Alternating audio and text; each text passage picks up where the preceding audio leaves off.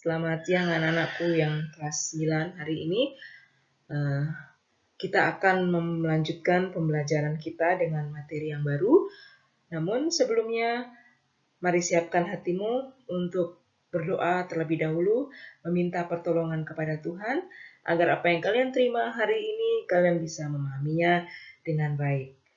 Demikian, selamat menyaksikan video pembelajaran siang hari ini. Tetap semangat dan salam sehat untuk kita semua. Salam, Tuhan Yesus memberkati.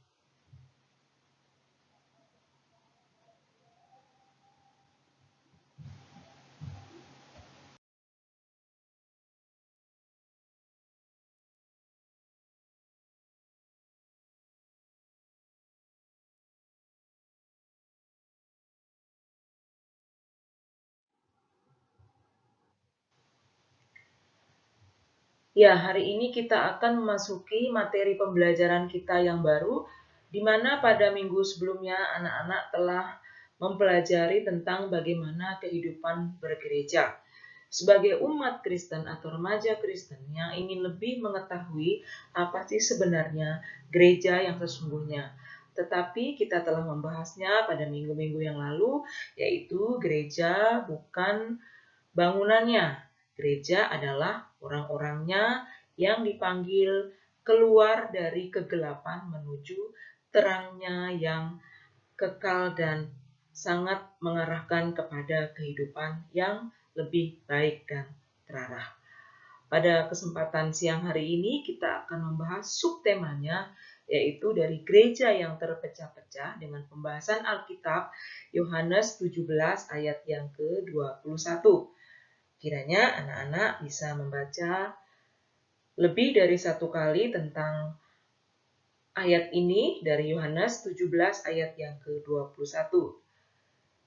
Di sini diperintahkan bagaimana umat Kristen supaya menjadi satu kesatuan yang utuh dan tidak terpecah-pecah.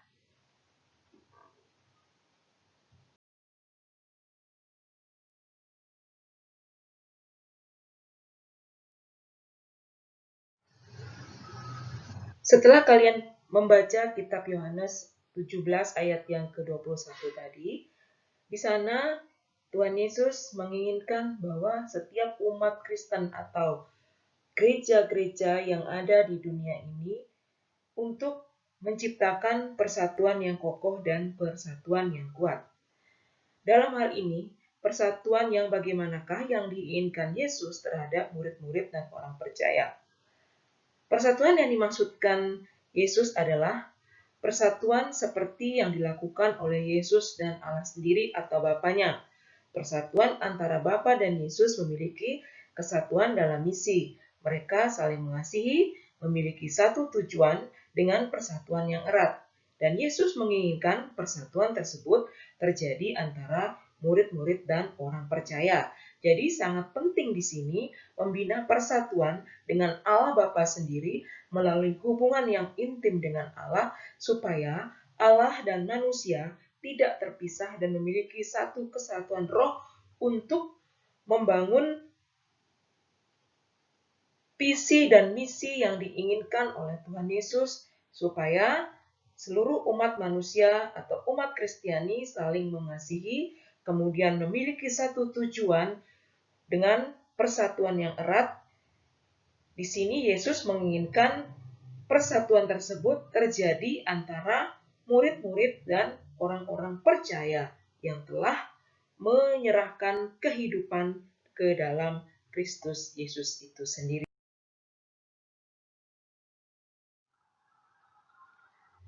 Jadi sangat jelas di sini bahwa Tuhan Yesus menginginkan bahwa setiap umat Kristen memiliki persatuan yang kuat dan persatuan yang kokoh, menjadi satu misi, menjadi satu tujuan dengan saling mengasihi satu dengan yang lain agar tidak terpecah-pecah.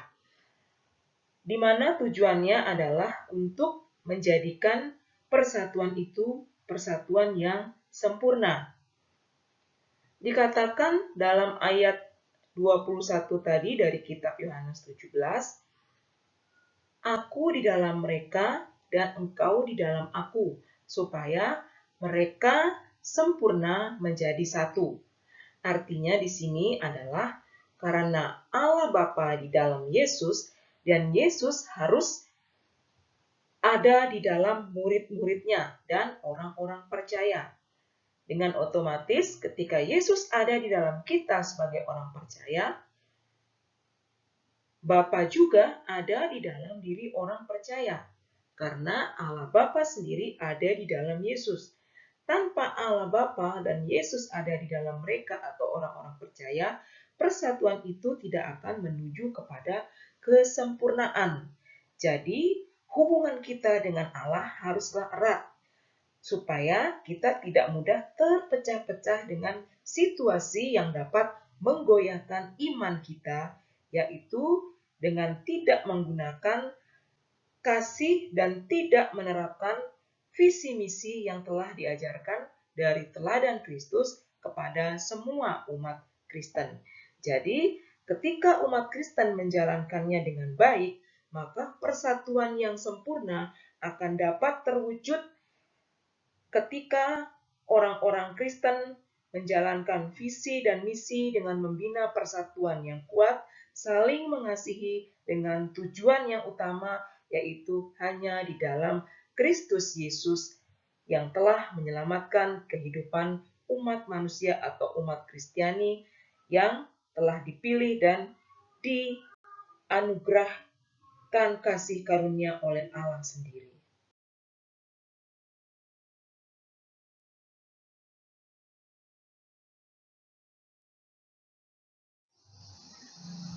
Persatuan yang sempurna dapat terwujud dengan baik apabila murid-murid dan orang percaya menerima kemuliaan Allah, yaitu karakter Allah. Maka semua akan sempurna bersatu. Persatuan yang sempurna tersebut akan menuntun kepada kesempurnaan persatuan dengan kealahan. Maksudnya di sini adalah persatuan dengan kealahan ini akan membuat seluruh dunia mengetahui dan percaya kepada Yesus sendiri, di mana seluruh dunia mengetahui dan percaya bahwa Yesus adalah juru selamat yang benar-benar telah dianugerahkan kepada Allah untuk kehidupan manusia yang lebih baik dengan membina persatuan dan kesatuan dengan visi dan misi dan tujuan yang sama dengan perintah saling mengasihi. Dan pertanyaan bagi kita, apakah kita mau menerima dan memantulkan kemuliaan Allah itu dalam hidup kita sehari-hari agar persatuan yang sempurna tersebut dapat dilaksanakan dengan baik.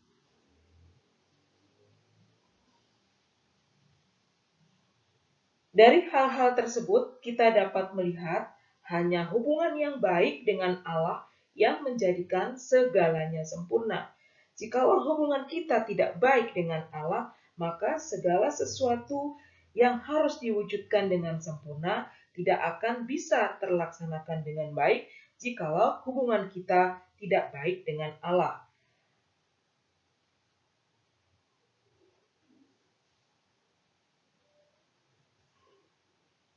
Hubungan murid-murid dan orang percaya yang dipulihkan oleh Allah akan menunjukkan kepada dunia bahwa Allah yang telah mengutus Yesus sebagai manusia atau sebagai anugerah yang harus dijunjung tinggi.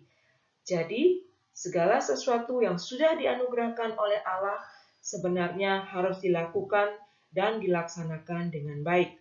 Bukan berarti kita harus melenceng dari apa yang sudah Tuhan berikan.